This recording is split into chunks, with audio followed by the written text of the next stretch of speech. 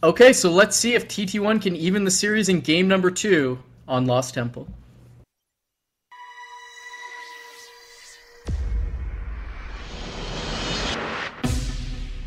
Link engaged. So welcome back. We've moved into game number 2 between FnaticTTOne and Prae.NightEnD, spawning at the 3 o'clock position in the red Protoss. Looks like he's made the switch from Grandma Blue. Is Prae.NightEnD, and spawning by close air positions in 12 o'clock, back to his old faithful blue, is FnaticTTOne. You know, I like this color change by NightEnD. Not really It's a big huge. fan of the Aqua. Yeah, no, I mean, the fact that he won with Grandma Aqua, Grandma Blue as you call it, Chill, really shows his skill as a Protoss player. But with Red, he is out, obviously, for blood. And as a caster, I also applaud the change because now I don't need to screw around with blue versus blue and try to figure out what's going on. So, thank you, NightEnD. I know, really, especially with those assimilators last game. Like, both of them are... Wait a minute. Anyways, I'm excited to see what builds these guys go for. Of course, last game, TT1 wanted a tech-heavy build, whereas NightEnD just played the reactive game. And of course, a strong reactive game is going to be the best type of game that you can play in StarCraft 2. Looks like we've got a fairly quick gateway for TT1. It looks like it might have been an 11 gateway, whereas NightEnD going to the more standard 12 gateway before chrono boosting out his probes. Just throwing up the APM tab because we've got something to look at. TT1 showing his Brood War backgrounds, sitting around 330 APM. Meanwhile, NightEnD down at, we'll say, the Warcraft level, which is 250 APM. Oh, Chill, I have a total man crush on you right now, but no, it's true. You know, in StarCraft 1, any pro gamer is trained to just keep your speed up there, and, you know, it does help for little nubbins out there. I mean, you have to keep your speed up as a pro gamer. You have to keep in that rhythm and be able to deal with things as quickly as possible. TT1's first probe going to move right into NightEnd's main base, going to check out the Nexus, see that there's 50 energy saved up, as is fairly standard in PvP. We see the probe for NightEnD going to move over to the wrong spot yet again before heading towards the 12 o'clock position. Of course, not going to be able to see too much. You'll be able to see a second geyser in NightEnd's main base, but that's going to be the only thing that kind of reveals what he's thinking. And also making a Zealot, so maybe he's trying to get lucky killing this probe, and then he'll be able to throw down his tech structure a little quicker than usual. Yeah, you know, this is definitely different from last game. The second gas in NightEnd's base is his own, but I think he made it a little bit defensively there, just throwing it up as TT1's probe enters into his base. Now, will NightEnd steal TT1's gas? That is something that I'm going to be interested to see, but it looks like he's in fact not going to. Now, TT1 just throwing up a second gateway. The Stalker is out, so the probe of NightEnd is not going to end up seeing very much more here.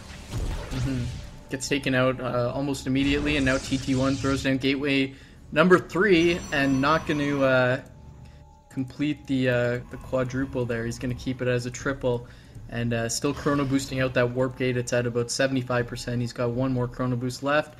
Going to throw it down to finish it up a little bit quicker. He's also setting up a pylon at 6 o'clock, which I like doing this in the early game, setting up those proxy pylons. Allow warp-ins. If you ever lose your more offensive proxy pylons, you can always fall back to this position, and very difficult to be scouted out.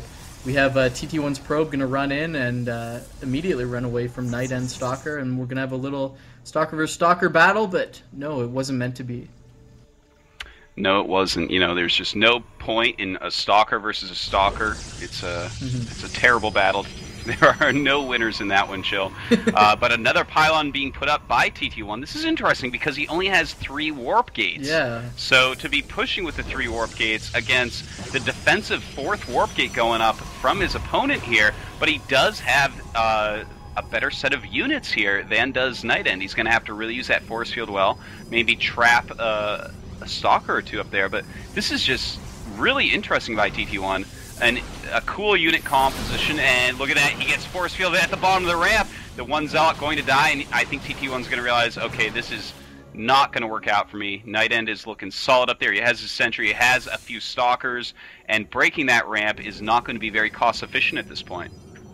Yeah, you're very right there, and we can see TT1 also agreeing with you, transitioning into a robotics here. So it looks like he's going to put up this mini contain of stalkers and a few zealots, just stand down there. And you know what I think may have happened was TT1 went in, saw the second assimilator for NightEnD, and maybe predicted some sort of quick tech build, possibly DTs or Blink, and wanted to try to be aggressive with this 3-gate, anticipating that. Meanwhile, he was up against a 4-gate, and he's kind of put himself in a bit of a difficult position. He's got nice positioning here, but NightEnD with the defender's advantage and with more warp gates, he's going to be able to move down right now, take out these pylons, and that's going to hurt TT1 a little bit, losing 200 minerals invested in pylons this early.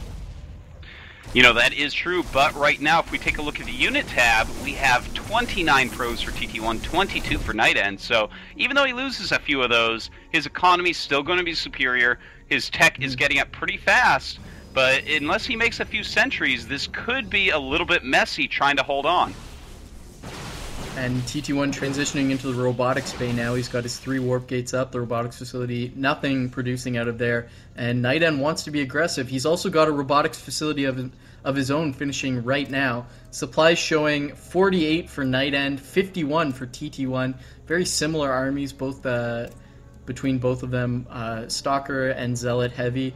NightEnD gonna chrono boost out an observer and put down that robotic space, so transitioning both of them into one base Colossus here. One base Colossus.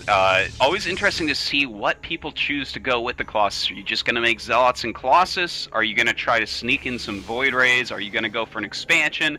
Thermal Lance or no? Those are the questions that we're going to be answered rather. Pretty quickly here. Both of them, of course, saving up a lot of chrono boost to help get those very long build time Colossuses down quite a bit. Yeah, it's also in one base versus one base, both of you making Colossus. It's a bit of a game of chicken, who's going to expand first, because saving up those 400 minerals for the Nexus means the other person's going to be attacking with one more Colossus. And with warp gates and the Colossus being able to negate terrain, you don't really have too much of a defender's advantage there. We can see TT1 really comfortable moving around the map, looking for proxy pylons, and NightEnD also probably pretty comfortable as he's got this observer scouting everything out on the map. TT1 doesn't have the luxury of his own observer to kill that. That's right. As you said, the defender's advantage not going to be all that high against this unit composition, but as long as he's on top of his ramp, it's going to be pretty hard for TT1 to actually get up there and kill him. Right. So there's going to be, quite a large concave that he can create for any units coming up the ramp. Of course, his Colossus are going to get out quicker. The warp gates only negate gateway units from traveling in. So we're going to have to see, is TT1 actually going to commit to an attack up this ramp? And at the same time, oh my god, NightEnD starting Thermal Lance. And I don't actually mind that move, but will he have enough here? Here comes TT1 deciding it is time to go up this ramp. He's got a lot of Zealots there. His Stalkers are in the front a little bit. He's got to be careful about that. And here come down NightEnd's units. TT1 making a hasty retreat down that ramp. Yeah, NightEnD has sacrificed units. He's cut a few units here to get the Thermal Lance out, and looks like he's not going to have the benefit of it in this battle. Here we go, an engagement is forced as TT1 being cut off, but that force field immediately stomped on. We've got a lot of units being warped in, but looks like TT1 may have the benefit of this. No, looks like NightEnD is actually going to be able to clump forward with those Zealots, just taking a lot of damage from the Stalkers, and TT1 forced to retreat with only his 2 Colossus. I'm surprised that battle was won so well by NightEnD. It looked like TT1 was doing well, getting chased down by the faster Stalkers. 1 Colossus being taken out, second one maybe taken out, and he's forced to engage, and he's going to sacrifice his entire army, and that is it. Very, very quick GG. TT1 realizing his one base attack has been crushed, and we're going to have Prae.NightEnD moving into the finals. Wow, I have to say I'm actually really impressed by NightEnD. He's totally outplayed TT1 in this series, and that last game was really... That wasn't just NightEnD outplaying TT1, it was TT1 getting way overconfident. When you're one base Colossus versus one base Colossus, you normally don't just attack your opponent. Obviously, as we said, the Colossus pops right out of his robo right there, whereas yours have to walk across the map. You should not have enough units to actually just walk up a ramp and kill your opponent who's doing a very similar or sometimes the same strategy as you. So I'm surprised by TT1 for doing that, but he is out now, and NightEnD does go on to the finals. TSL, man, the tournament where Warcraft 3 players are really showing their stuff. Seriously, I can't even get inside the mind of TT1 what he was thinking there. Usually, 3-gate Colossus against 3-gate Colossus, you want to wait for the other player to expand, or, be on the verge of mining out your own main base when you're like, all right, finally, I need to expand. And that's when the attack typically comes, one expansion against a non-expansion. Really, really strange to see someone just charge up the ramp. And I guess we saw there why you don't do that.